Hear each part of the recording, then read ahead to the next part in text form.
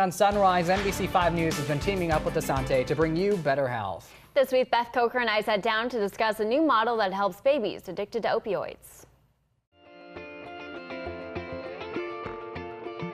It's time again for Better Health with Asante. I'm joined here with health expert Beth Coker and Hillary Handelsman, MSN. Thank you guys so much for being here. Good morning. Yeah. Hillary, we're aware of the opioid epidemic in the United States, and now we're told that every 25 minutes a baby is born suffering from opioid withdrawal, and Southern Oregon is not exempt from this epidemic. What is Asante doing about it? It's very exciting.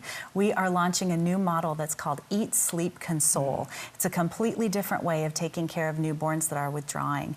And we are focusing on changing their environment and working on their feeding practices and really focusing on the relationship with the families to increase bonding. So changing that environment, what does that look like?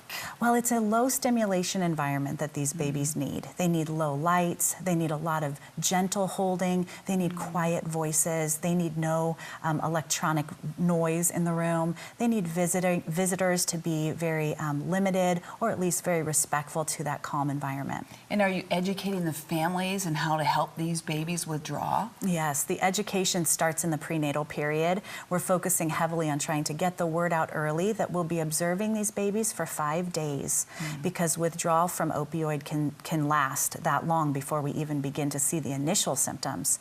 So we want to let the families know early the baby will be in the hospital 5 days, and during that time, this is how we'll care for you.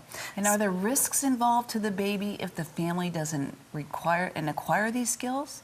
Yes, the biggest risks in this model is that the baby will be too difficult for the family to know how to care for at home.